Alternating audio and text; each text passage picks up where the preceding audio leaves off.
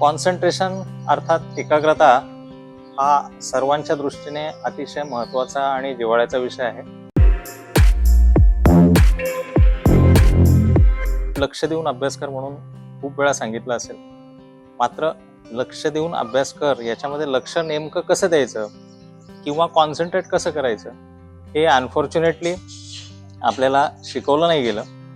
आणि तेच कसं करायचं, त्याच्या मागे काय मेंदूचं शास्त्र आहे आणि प्राणायाम, मेडिटेशन आणि योगाद्वारे आपलं कॉन्सन्ट्रेशन आपण कसं सुधारू शकतो, आपली एकाग्रता आपण कशी वाढवू शकतो, आपण 10वी-12वीत अजून चांगले मार्क कसे मिळवू शकतो, 8 तास अभ्यास करून आपल्या जे लक्षात राहत नाही ते 2 किंवा 3 तासात आपण कसं मेमरीमध्ये स्टोअर करून ठेवू शकतो मेंदूच्या, हेच आपण आता थोडक्यात डिस्कस करणार आहे. याला बॅकग्राऊंड म्हणजे आजचं हे कॉम्पिटिशनचं जग आणि युग आहे.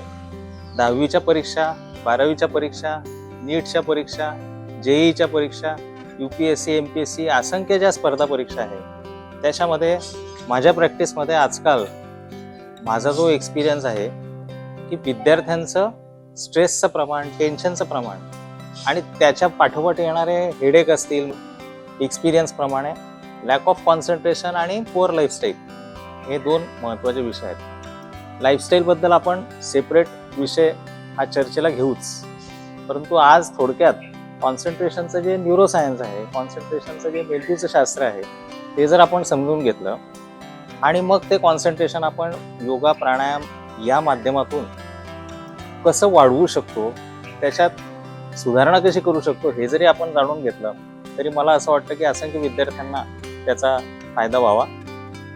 त्याच उद्देशाने आजचे आपण संवाद किंवा ही चर्चा करू. कॉन्सन्ट्रेशनमध्ये मेंदूमध्ये आपल्याला जाणीव असेल की प्रत्येक कार्यासाठी एक सेंटर असं नियुक्त केलेलं आहे आणि त्याच अनुषंगाने कॉन्सन्ट्रेशनचं किंवा एकाग्रतेचं जे सेंटर आहे त्याला प्रीफ्रंटल कॉर्टेक्स असं म्हणतात. प्रगत मानवाचा हा ब्रेन आहे. ॲनिमल्समध्ये किंवा प्राण्यांमध्ये हा प्रीफ्रंटल कॉर्टेक्स नसतो आणि एक्झॅक्टली प्रीफ्रंटल कॉर्टेक्स कुठे आहे तर हा जो कपाळाचा आपला भाग आहे त्याच्या मागच्या बाजूला इमिजिएट बॅक साईडला तो प्रीफ्रंटल कॉर्टेक्स आहे, म्हणजे आपल्या मेंदूचा हा पुढचा भाग.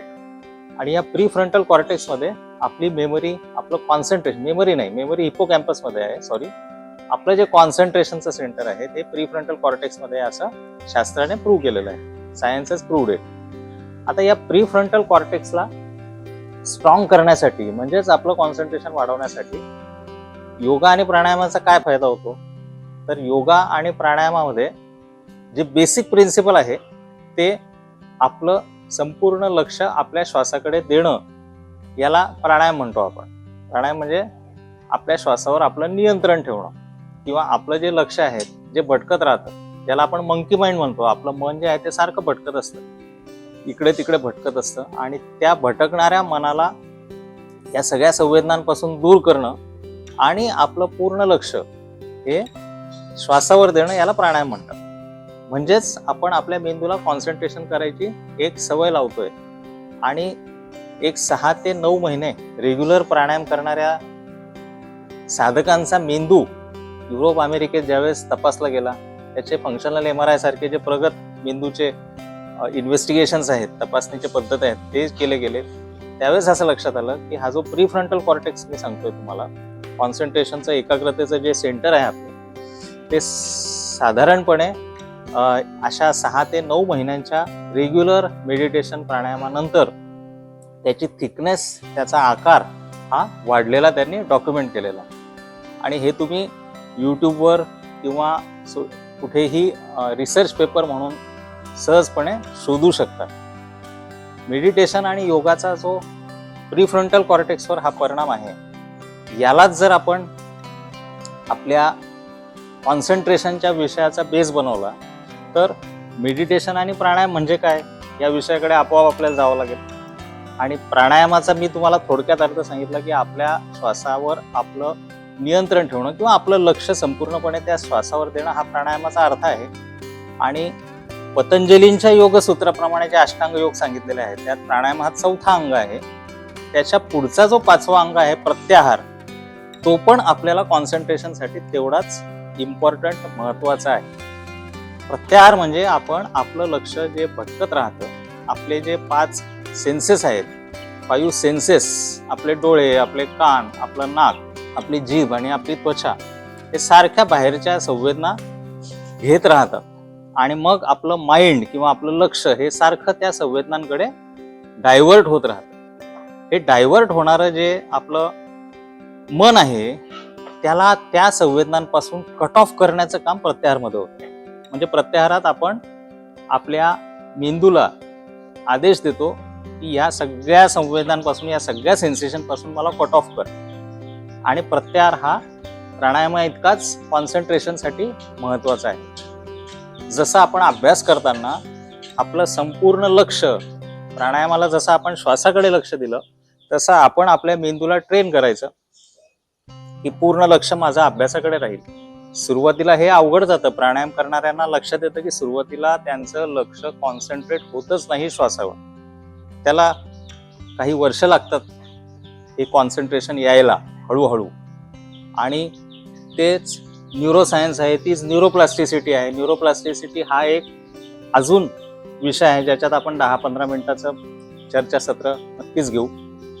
आणि त्याचा आपल्या स्किल डेव्हलपमेंटसाठी कसा फायदा होतो त्याचाही आपण त्याच्यात आढावा घेऊ. मात्र जसं आपण प्राणायामात आपल्या श्वासावर कॉन्सन्ट्रेट करतो, तसं अभ्यास करताना विद्यार्थ्यांनी आपल्या अभ्यासावर कॉन्सन्ट्रेट करणं हा पार्ट 1 झाला कॉन्सन्ट्रेशनचा.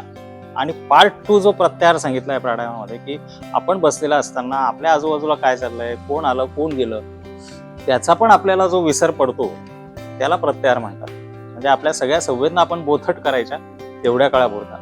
अभ्यास करताना तुमच्या रूममध्ये समजा कोणी आला, आई आली, वडील आले, भाऊ आला, तरी सुद्धा ज्यावेळेस त्याच्याकडे आपलं लक्ष जात नाही त्यावेळेस आपण खरं कॉन्सन्ट्रेशन करून, आणि मग त्यावेळेस जे आपल्या मेंदूमध्ये येतं ते मेमरीमध्ये म्हणजे हिप्पोकॅम्पसमध्ये स्टोअर इझिली होतं. जसं ऑपरेशन करताना आमचा प्रत्याहार आणि प्राणायाम हा फुल फ्लो मध्ये चालू असतो. कोणत्याही ऑपरेशन करणाऱ्या कोणत्याही सर्जनला तुम्ही विचारा, न्यूरो सर्जन तर त्याच्यात जास्तच कॉन्सन्ट्रेटेड असतो. त्यावेळेस त्या ऑपरेशन थिएटरमध्ये ॲनास्थेटिस्ट काय करतो आहे, आपला वॉर्ड बॉय काय करतो आहे, ओटी असिस्टंट काय करतो आहे, कोण किंवा कोणतं म्युझिक चालू आहे, कोणतं गाणं, हे हळूहळू विसरायला होतं. संपूर्ण लक्ष त्या ऑपरेशनकडे असतं आणि मग त्यानंतर जे ऑपरेशनचा रिझल्ट येतो तो चांगला येतो. त्यामुळे प्रत्येक स्किलमध्ये तुमचं कॉन्सन्ट्रेशन आणि तुमचं प्रत्याहार, म्हणजे प्राणायाम आणि प्रत्याहार, जे आपल्याला 1,500 ते 2,000 BC म्हणजे आजपासून 3,000 ते 4,000 वर्षापूर्वी पतंजलीने सांगितलेलं आहे, तेच मॉडर्न न्यूरोसायन्सेस प्रीफ्रंटल कॉर्टेक्सच्या भाषेत सांगतात. यालाच प्राणायामात किंवा चक्र भाषेत आज्ञाचक्र म्हटलेलं आहे. आणि हे आपल्याला स्ट्रॉंग करण्यासाठी रेग्युलर मेडिटेशन आणि प्राणायामाचा खूप फायदा होतो. नमस्कार.